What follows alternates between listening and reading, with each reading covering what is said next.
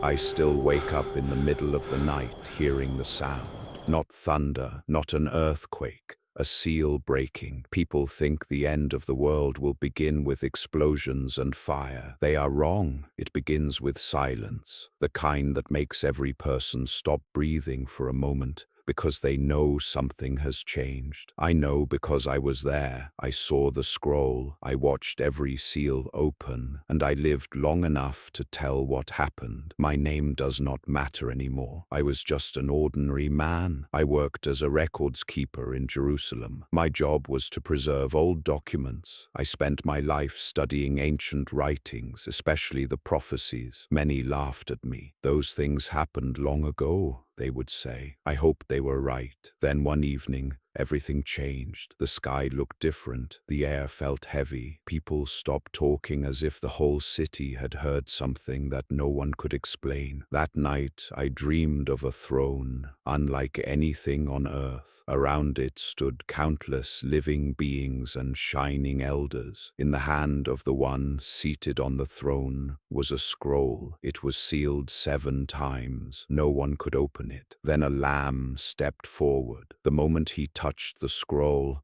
I knew the waiting was over. The first seal broke with a sharp crack. It echoed like stone splitting apart. I woke from my dream shaking. The next morning, something strange began happening across the world. A powerful leader appeared. He did not arrive with weapons. He arrived with promises. He spoke of peace. He promised to unite nations. Every speech sounded hopeful. Governments welcomed him. Crowds cheered. People said history had finally found the right leader. Even many believers wondered if he had been sent by God. But something felt wrong. Peace came too easily. Countries gave up freedom in exchange for security. No one noticed how much control they were handing over. I remembered the white horse from my dream. It carried a rider with a bow and a crown. He conquered without firing a single arrow. Then the second seal opened. This time I heard what sounded like distant thunder. Within weeks, peace disappeared. Small battles broke out, then larger ones. Nations blamed each other. Cities burned. Neighbors who had lived together for years suddenly became enemies. Every news report showed another war. Parents buried children. Children buried parents. No place felt safe. I volunteered at emergency shelters. Every day more people arrived. Some carried nothing but the clothes they wore. Some carried photographs. Many carried grief. The red horse had come. Peace had been taken from the earth. The third seal opened quietly. No loud sound, just a heavy feeling. Soon food became difficult to find. Store shelves emptied. Prices doubled, then tripled. People waited hours just to buy a loaf of bread. Farmers watched crops fail. Truck drivers had no fuel. Factories stopped working. Families skipped meals. Parents secretly gave their own food to their children. I remember watching an old woman count her last coins. She smiled at her grandson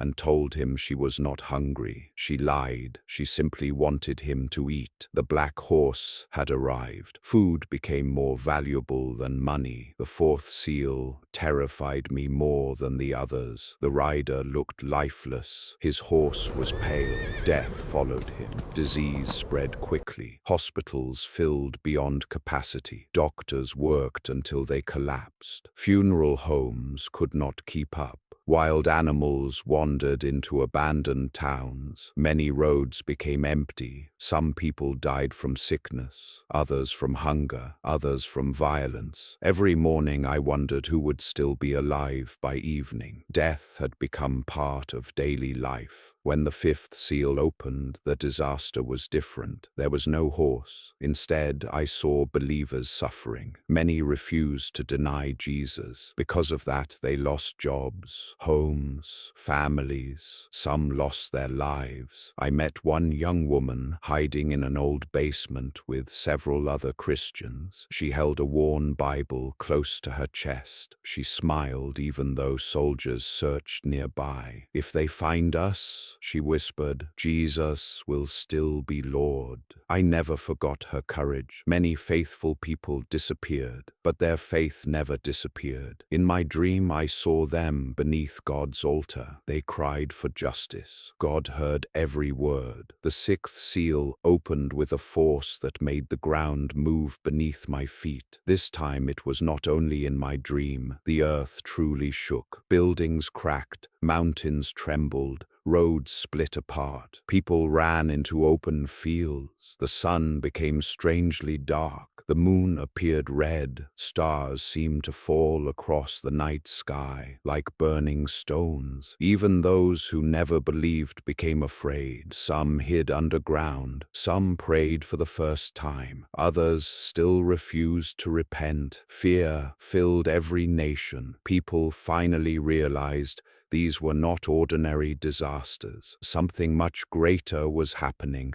Then came the waiting. Everyone expected another disaster. Instead, nothing. No wind, no birds. Even the city seemed frozen. The silence felt heavier than all the previous judgments. People whispered, "What comes next?" No one knew, but somehow everyone understood the worst had not yet arrived. When the seventh seal finally opened, there was silence. Not for seconds, long enough for every heart to feel exposed. I cannot fully explain it. It was as if heaven itself had stopped speaking. Then I saw 7 angels. Each one held a trumpet. They stood ready. The scroll had been completely opened. The seals were finished, but the story was not. The judgments had only prepared the way for what was coming next. I realized the seals were warnings. They showed humanity what happens when people reject God's truth and trust only themselves.